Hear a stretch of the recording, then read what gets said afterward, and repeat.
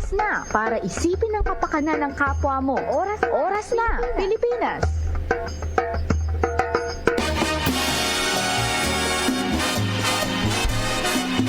Nagbabalik ang oras na Pilipinas, atong oras alas 8:07 sa buntag, and salamat sa atong mga ka-OMPD nga tune in, nagahulat karon nga kabuntagon, and kauban na nato karon diri sa or pinaagi sa Zoom no ang ato ang guest this morning, ato ang partner from Department of Migrant Workers, Region Office or Region 11. And siya po ang Welfare and Reintegrated Services Division Chief. Welcome natin si Chief Louis J. Lusaria. Sir Louis, good morning po. Hello Sir Tan, good morning. Good morning. Sa mga namatik karon. Daghang salamat sir sa higayon na pod nga magkauban ta aron mahiskut-iskutan na pod ning ato ang mga programa sa Department of Migrant Workers no, and karon nga buntag atong hiskutan ni ginatawag nato nga activities para sa mga repatriated OFWs, and I believe mo ni siya no sa Klausay Moham departamento. But before that sir, kumusta unsay mga katikaran karon sa mga update diha gikan sa inyong opisina? Ang maayo nga update sir regarding our actions sa ato ang mga repatriated OFWs na anatay 24/7 nga counter sa arrival. So siguro sa mga previous conversations na discuss na po ni Chief Kat nga naatay for departure nga counter. So sa airport karon nanatay for departure, and then naana po tayo 24/7 nga for arrival. Kay naay mga cases sir ton nga mga OFWs who are repatriated, facilitated by the government pag uli, napoy uban nga ang ilang mga amo mismo ang nagpamasahe, so gidiretso sila sa airport or sila mismo ang nag-shoulder. So the department wanted na ma-pick up dito namo. So maunang nakaroon na atay counter diha together with OWA.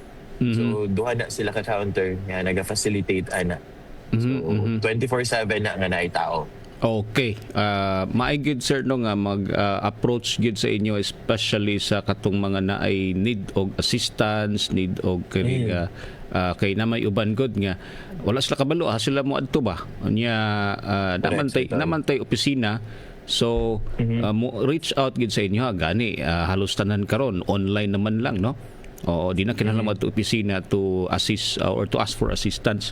Anyway, sir, let's talk about itong mga activities no ng mga repatriated OFWs no. Unsa man yung ginatawag natong or SPIMS? SPIMS. Oo, unsa man yung okay SPIMS, sir? Okay, so ako lang pong i-expound tong ato ang mga services nga naa sa ato ang arrival karon diha sa Davao International Airport sir ton. So kanang counter nato diha is not solely para lang ma-pick up nato tong mga nakauli due to war. Okay. But that counter serves as a platform para sa mga inquiries as to their social benefits, as to the programs existing sa DMW, as well as sa ato ang partner nga si OWA. So diha mismo pwede sila makapangutana unsay mga requirements, unsa ang mga forms o unsay mga kinahanglanon pa nilang buhaton para maka-apply sa atong program. So isa sa mga programa nga naa sa amo ang division dire sa welfare and reintegration is kaning gitawag nga SPIMS. So para ni siya sa mga repatriated or mga former OFWs nga working visa nga nagbalik na sa Pilipinas for good or naay mga plano nga mobalik na sa Pilipinas. Katuni silang atong mga former OFWs who are licensed professional teachers or mga let passers nga nag-overseas or ton. So through this program, this is in partnership with the Department of Education. Whenever the OFW decided to go back in the Philippines, gusto siya magpa-ranking. Halimbawa man ta karon nga naatay process of hiring sa DepEd nga sometimes medyo taod-taod pod siya. Tama. Pa-item no. Requirements and then daghan og applicants. But however, to our OFWs returnees, if they express their intent nga gusto sila mahimong teacher again or mahimong teacher kay ang uban ani di man ni part sa DepEd before, mahimong workforce sa DepEd. So through this program, pwede sila maka-apply. And ang naka-advantage ani Sir Ton is ilang item is dili siya makig-ilog sa existing items sa Okay. DepEd. Himuan sila item for them. So medyo na good tay clamor sa over online nga murag ang ato ang mga OFWs murag nangilog somehow or sounding, but it doesn't we don't do that. They were created items solely for them. And the good thing about this kay reintegration program man ni siya Sir Ton. So ang ato ang opisina is nag-opt jud nga tagaan sila freedom to choose kung asa jud sila near to the residents para Yeah. maka fully reintegrate jud sila sa ilahang lugar. So again, if they wanted to apply, kinahanglan for the requirements is dapat na jud kay license, no? Yes. PRC license as a professional teacher. Second, na kay proof of working overseas. And regardless na ba kay experience or wala, kinaatay ginatawag nga refresher course. Right. Kina ay mga overseas Filipino workers na to nga nagdugay na sa overseas na they need somehow mag-refresher, no? Kay mo teach man jud sila. Yes. They will become part of the system na sa DepEd. So kana maka-item sila Sir Ton. Starting item would be the teacher one sa DepEd. Ayan. Okay. Sir Louie, no? Speaking about kaning expired na nga ID sa PRC kay bata na mga iban gyud nga dugay-dugay na gyud sa abroad, no? And siguro dili pod siguro gikan sila sa pagtudlo and then nangita sa lang trabaho and then they express ang ilahang pag-desire nga mo balik sa pagtudlo. Naabate assistance ana nga maka pag-abot diri matabangan pud sila, no, sa kining ato ang sa DepEd or CHED. Sa ato karon existing for the PRC requirement na amang renewal of their IDs na mga good tayo ginatawag nga CPD units. So sa CPD units, sila jud mismo na Sir Ton on their end nga mag-gather jud ana nga mga points. However, ang maayong butang nga amo ang na-undertake na last year is for those existing teachers nato, maupay among initial na cater. No? We will explore on that idea siguro. Right. Salamat kaayo. But last year na aming gitawag nga SPEEMS Congress wherein katong mga existing nato nga mga SPEEMS kay 10 years naman gud ni siya Sir Ton. Yes, oo. So ubay-ubay na jud na ang natabangan nato diri sa region. We're about siguro 300 plus ni nga mga teachers ang ato ang nahatagan og assistance or item nga mao nang kani silang last year sa Congress di kandakan ni nato og mga series of seminars wherein gi-partner pod nato sa DepEd natagaan sila og CPD units. Okay. So 10.5 to further PRC renewal sa ilang mga IDs. Okay. Yeah, kay nadungog nako sa imong ganina kung na mga refresher nga course kinahanglan pod gyud biya na nila, no, labi na kung exactly Sir Don. lahi ang environment pod dito niya mabalik ka doon sa Pilipinas, magtudlo ka sa mga bata. So anyway, naisip ko lang ba kasi para ma-encourage po din ito ang mga teacher gyud, no, nga siguro nag-desire din sila mobalik sa pagtudlo niya na expired na siguro ilang PRC ID or license. Anyway, adto ta sa DMW, no, if you want to know more kung naay mga opportunity. Yes, please. Ang nakamaayo manggod anin if allow me to add, sige, go ahead, sir. Quota as to how many lang. Wala tayo quota like other opportunity or scholarship programs because this is not a scholarship man pod. So this is a program wherein kung 500, 1,000 ang mo apply, so be it. Because the vision for this is for their reintegration. Okay, ang nakamaayo ani Sir Ton, I hope wala lang siguro wala ta ato naka-contact ka atong nag-SPEEMS Congress. You will hear a lot of mga hair-raising nga mga stories nga from domestic helper, nahimo ng Master Teacher 2, natay Master Teacher 3. So, that's good.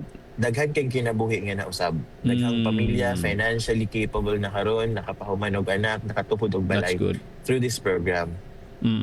Ayan, at least nadungog na to karon sa imuha, sir, nga mainganyo na pud nga to ang mga teacher, no, that they can help, they can, or your agency can help, no, your department can help. Yes. Okay. So adto ta sa kining ginaingon nato nga psychosocial health, no? Unsa ka importante ni sir para sa ato ang mga OFWs? Karon Sir Ton, amo ang nakita sa department ang impact sa Middle East crisis. So dili lang ang naapektuhan is ang financial well-being sa atong mga OFWs. But let me also put emphasis on this nga ang ato ang affected OFWs dili lang sila ang directly affected but also ang ilahang mga families diri sa Pilipinas. Kay during the height of the crisis, na ay mga areas nga dili jud sila pwede makagawas or nag-close ang Yeah. mga remittances. So walay means na ay financial or na ay kwarta si OFW nga pwede mapadala pero wala siya means nga maipadala to siya. So ang ending karon nahimong distress pod ang atong mga OFW families, especially diri sa atuang Davao region. So what we have done is that the good thing is that we have partnership man consulton natin gitawag nga which is a PILMO, RMN, the Regional Migration Network, through the web of partnership. So ato ang gina-refer ang ato ang mga clients whenever dili na to ma-facilitate ang ilang need. So the Davao City is gracious enough in other provinces nga whenever na atay mga referral after matagaan sila of financial assistance and the food packs. That concerns the family as well. So when this psychosocial health nag-emerge na siya as a problem, especially katunang pagpamalik. Though we are fully aware nga during the war distress na ni sila dito. Tama, oo. Pagpamalik na dungagan kay nawad-an ni sila og mga trabaho. Tama. Nawad-an og mga source of income. So namin gitawag nga post-repatriation orientation Okay. seminar or like amo silang gina-handhold certain. So dito sa mga session ginakandakan na mo silang session. So psychosocial first aid, so that is in partnership with DOH, DSWD, and ato ang mga social workers diri sa department. So dito nag-conduct ta og debriefing sa ilaha para ma-process ang ilahang emotional baggages. Kay magpaspas magud kay itong mga pagkitabuan so panguli diretso repatriated dayon mo ya. Mag-unsa mi karon diri. Right. They're happy nga makauli, but ang reality will sink in after going home. Kung unsa kalalom ang inyong savings, matest jud diha. But sadly, kasagaran sa mga nakauli, di jud din anak ka ready for the repatriation or reintegration ulit. Mo nang after their psychosocial kanda na itong mga psychosocial first aid or dito sa mga sessions na to, makita na to nga they still desire nga makabalik overseas. So naapod yung uban nga dito manggawas nga ang mga trauma nila sa pagpanarbaho, mag-resurface, ang mga experiences nila. So through that sessions pod magamit to namo nga mga tools or katong mga outputs ma-process namo. So ito para mas ma-better pa nato ang ato ang serbisyo sa atong mga OFWs. Right. Yeah. Kini bang Sir Louis, kini bang post-repatriation session nato? Naapod ba ni spiritual na aspeto or more on psychosocial or mental lang ang scope ni ini? Open pud ba ang atong departamento for that spiritual aspect? Yes, sir, Ton. Actually, naatay existing partner nato. We touch also the spiritual part. Naatay partner sa Archdiocese diri sa Davao. Okay. Namantan nana sila gitawag nga grupo nga Daditama, Davao, Digos, Tagum, and Mati. So karon we are in partnership na with the Davao chapter. So we're working on with the Tagum, Mati, and Digos. So para mas spread pa ang atong coverage sa atong ma-facilitate. Yeah.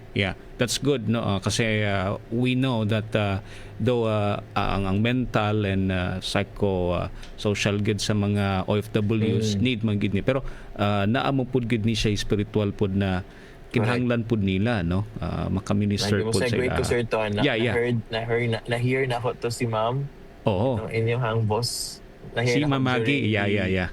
Si Mamagi. Nag-meet mi ni Mamagi atong sa amo ang Paswi. Okay. Paswi nga conference dali sa Davao. Okay, good. Kasi next among etap mo, Sir Don, for that portion sa ato ang mga conduct. Right. Good. Oo. Nangabuhi among dugo adto.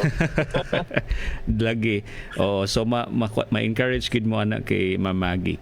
Okay. So, sir, let's go to itong mga NRN caravan ninyo. Unsa ang mga schedule or ang update pa niini? Okay, so ang kaning National Reintegration Network Caravan is mao na ni among title sa among ang mga caravans, no? And we have conducted already sa duha nato ka mga lugar diri sa Davao region. For last year, our Davao Oriental province of Davao Oriental hosted the NRN Caravan. This is in partnership with the PESO office nila, again through the help of our governor. So push through na to ni caravan. Next was in Tagum City with partnership again with PESO and Mayor Uy. So dito po nahitabo ni siya nga caravan. But this time, naapod tayo NRN Caravan. This will be in Digos, but the province of Davao del Sur will be hosting this in partnership with PESO and the Provincial Social Welfare Office. Ang mahitabo ani Sir Ton, ang highlight jud ani is the part of the reintegration para sa ato ang mga OFWs. Kasi I have mentioned katong mga nakauli na repatriated OFWs nato, major concern nila is ang ilahang employment. Just to let you know, we have a running number and we're about nata sa 250-ish na nga mga Ubay-ubay na OFWs pod, no? nga nakauli diri sa Davao region. Ubay jud siya Sir Ton. So karon amo ana silang doon nakakandak namin nilang kumustahan. Then in the psychosocial part, this time kani nga caravan na atay component diri nga na atay natay mga regional migration network partners. So tanang mga government agencies nga pwedeng madala, no? Because partner nato, so we have identified around 30 agencies nga moadto sa Davao del Sur nga wherein magdala sa ilang mga programa like DOH, SSS, Pag-ibig, DSUD, PhilHealth, etc. etc. And then aside from the caravan for the services na atay job fair. So ang job fair will cover the overseas. Kaya again, as I mentioned, Sir, ito, di man dyan nato na sila mapugnan. Yes. Kay ang mga repatriated nato nga mularga dyan na sila balik. They have really find nga mas okay sila dito financially. So we have prepared agencies para sa ilaha for the overseas component and for the local, naapod tayo local job fair. So naapoy katong mga gusto pod nga diri na lang kay na trauma sa gawas. So naapod tayo mga agencies nga pwede nilang applyan. So this is a program nga open ni para sa tanan. And especially katong mga repatriated, gipanawagan na namo to tanan isa-isa. And we are inviting them to participate in this activity. Ayan. Okay. So, paunsa nila mahibal-an, Sir Louie, kung unsa ang schedule, asa ba ni nila makita? Kay syempre, gusto mo po nila makahibalo. Nya mag-guide po sila, no? Sa ilahang adtuan. The National Reintegration Network Caravan, or by the Department of Migrant Workers in partnership with the Provincial Government of Davao del Sur, will be held sa ilahang Coliseum. So atbang mismo sa provincial government, tabok lang ang Coliseum, so dito ta magtapok. That will be on May 20 next week. So starting 8 a.m., mag-simultaneous activities na ta. Naapod tayo component ani dito, Sir Ton, nga again, naay uban nga gi-invite namo for the series of kumustahan nga wala naka-join, which hopefully this time maka-join. We will be hand-holding them, itong mga repatriated, na para po makandakan nato sila sa katong psychosocial program namo. And then aside from that, naatay gitawag nga by local, by OFWs nga component. So this is a trade fair para sa ato ang mga Davao del Sur nga mga OFWs nga mga SMEs, no? So mga naay negosyo, mga ginagmay lang, because we're handholding them also, Sir Ton, nga matabangan. Right. So through that activities, amo ana silang madala to DTI, the test na ma-expose namo sa mga DOST, I-Forward, and other partner agencies nga pwede silang ma-facilitate sa ilang mga needs. FDA especially kay kani sila na sa mga food industry para ma-plaster ang ilang mga negosyo. So ato ang mga winners sa likha, na-mention naman ako to, the likhang kababaihan, will also be there. So sila Sweet Rose, and kitong si Jewel, and si Ma'am Marisol nga taga Santa Cruz Congratulations. will also be there. Ayan. Sir, ito lang, no, dagdag na question, sir. No? Kabalo ko, siguro ato ang mga tigpaminaw or ato ang mga tigtanaw, naapod sila yung mga pamilya maybe that na ay problem siguro sa ilahang dokumento, nya mag-hesitate ba nga moadto sa DMW. Unsa ang imong encouragement sa ilaha? Hinani lang, kung na mga problema sa inyong mga documents, sa mga concerns, inquiries and all, if dili mo makaadto sa opisina, you can go to the nearest PESO or to your nearest social welfare office sa inyong LGU. You will be facilitated. Kay ato man ani is partnership man. So we have a web of partners na adiha mao na ato ang mga pwede ninyong maduulan. So dili ta mag-grant sa social media diretso kung wala pa nato na explore ang ato ang mga options. Yes. Mas mapalisod na kay daghan na kay mig atubangon og tubagon kanang mo na facilitate. But if you just go directly to the to the right agency, ug moduol ka sa right person and right people, you will be facilitated well man jud. But hangyo lang pud mi nga usahay diri sa opisina kay daghan jud kay sa matong Lunes mura abot mig 70 sa amo lang naka-counter ha. Daghan gid ay. 70 ka buok sa Lunes unya. Tabangan ang mga tao dire. Pila lang ni sila sa atubangan. So, muhangyo lang po mi nga sometimes medyo madugay dili tungod kay ya mi. But tungod kay daghan lang jud kaayo ang client. And then we wanted it to na gani personal touch. Right. Dili man jud siya pwede namo nga sa problema nimo ma'am. Kasi nakauli ko repatriated o naran requirements comply. We don't do that. Okay. So if ever we see cases nga kinahanglan jud pud namo nga i-deepen pa ang intervention, i-deepen ang interview para mas masabtan.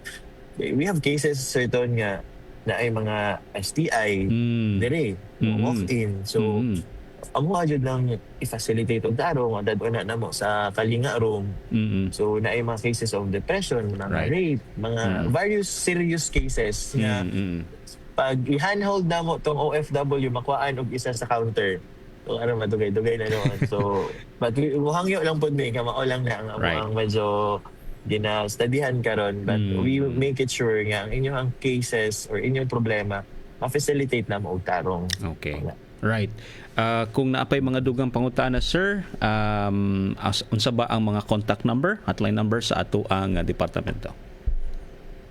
Okay, so kung naa may mga pangutana, you may go directly sa among Facebook page. Pwede mo PM dito, pwede ba mo message, no, para makita ni mabasa na mo. Or you can just directly call our hotline number, 0931 029-8009, and naapod may email davao@dmw.gov.ph. Ayan. Okay. Salamat kayo atong nadunggan, no, ang atong kauban karon si Chief Louis J. Lasaria, ang Welfare and Reintegration Services Division Chief ng Department of Migrant Workers Region 11. Sir, God bless you. Salamat kasi mong time, sir. Yes, sir, Don. Salamat kayo. Ayan. Maayong buntag kanimo.